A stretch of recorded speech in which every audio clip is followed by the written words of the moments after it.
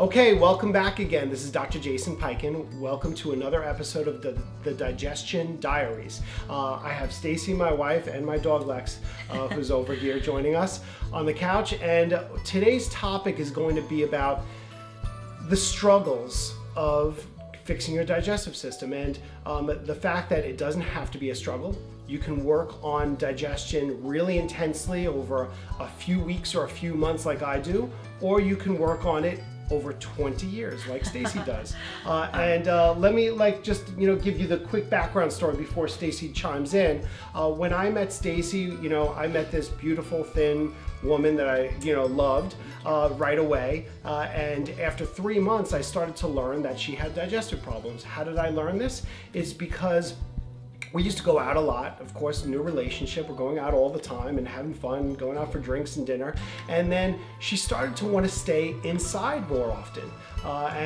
When we had plans, and I was just wondering why, and it took a few weeks of questioning, but then she let it out that she had been suffering from IBS for about 10 years. This is the type of IBS, bloating and uncomfortable and not showing what foods caused it or what caused it at all, and it caused severe constipation.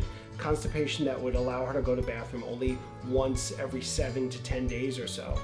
That's a correct number, you think? That would be correct. Okay. It was not fun. No, so after 10 days of not pooping, you kind of just don't even feel like going outside anymore. And she faked it really well for 3 months, and that's how we got together. But after she got a little more comfortable, she let me know. And listen, I was a health practitioner, brand new at the time, but I wanted to help. And I started having my acid reflux around that same time.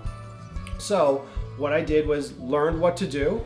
I couldn't directly teach her because I felt like I wasn't confident enough and she didn't want to listen to her boyfriend. So I took her to a mentor of mine who put her on, Dr. Ronald Bland, who put her on a yeast-free diet and changed her life. And I'm going to give Stacey the summary after that. Go ahead. Well, I guess what was so surprising is that I lived for so many years not feeling well and just kind of thinking it was something I needed to accept.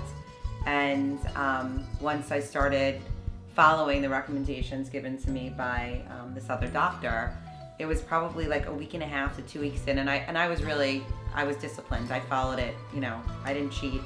I did everything I was supposed to do. I was pretty amazed at how much better I felt and how quickly things turned around. So obviously I started to poop much more frequently.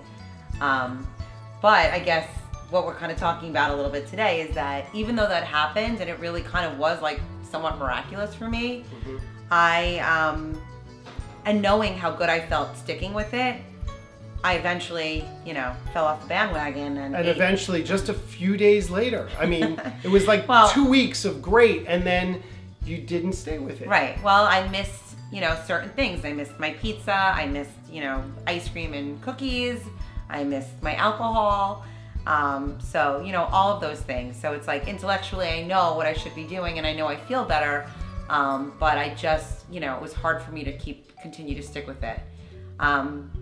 So Stacey taught me an amazing lesson then. And of course, I didn't realize it then. But over the past 20 years, I've seen a ton of patients that run the gamut with the types of problems they have and run the gamut of their ability to stick with things and not stick with things. And I love getting the patient in that wants to take all the right supplements and be on their diet and meditate and just change their life around like that. And every once in a while I get those, but the vast majority of the people are like Stacey. And what they want to do is they want to be better, but for some reason there's some emotional or chemical or block that keeps them from getting that much better that quickly. But what you can realize from the rest of Stacey's story is that if you stick with these principles and just do a little bit at a time over 20 years, you can get a lot better. And even though she's not perfect, you can say the rest. Yeah. Well, I'm not perfect in terms of my diet and my exercise. I'm pretty good actually now, but it did take me a really long time. I don't know if it's more women than men, but there's that temptation to just eat and drink whatever it is that you want, or to overeat even though you're not going to feel well after. But obviously from being married to Dr. Piken for many years, I've learned a lot, and I've actually watched him decide to go gluten-free or decide to eat, AI paleo. And he says he's going to do it, and he actually follows through. And I know I'm with the rest of you. I find it really difficult, but it is incredibly inspiring to see that you do that and that you actually follow through with it. So I think seeing you do it has definitely sort of helped me, kind of give me a little kick in the butt, because what's my excuse? But that said, even though it's been about 20 years, I'm mostly, I think pretty good. Yes. And I do feel not amazing, but really good most of the time. And when I do, cheat, or I don't even like to call it cheat, but when I sort of you don't listen to your own rules, and this is what I want to teach you, that we all have rules for food, and everybody's got to figure out what's right and wrong for them. And what Stacey does know now over these 20 years is exactly what foods bother her and what doesn't. 100%. Yeah. Yet she still chooses to eat some of the things that bother her. And what I'll tell you out there is, if you're one of those people, well, okay, then let me teach you some tricks. Like whenever you're gonna eat something that bothers you, you got to find the right digestive enzymes to take take along with that. Mm-hmm. You gotta be good for a day or two before, a good day or two after, to make up for that indiscretion. Don't just punish yourself each and every day and every meal. Make it an indiscretion here and there that you can make up for, because if you stick with 80% good, you'll still get a bit better. Yeah, no, absolutely. And I think that's sort of what I learned over the years. Yeah. So thank you. Okay. All right. Well, that's just a little tidbit of info.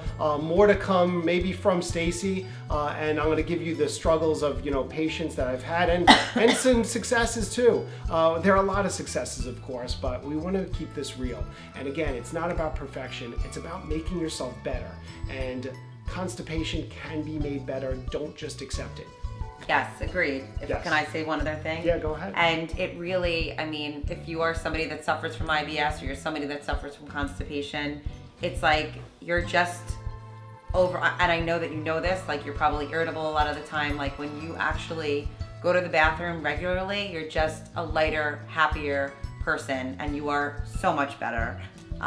Which makes it better for couples too. Yes, so, there's a motivator. 100%. Better relationships, start pooping. Yes. Okay.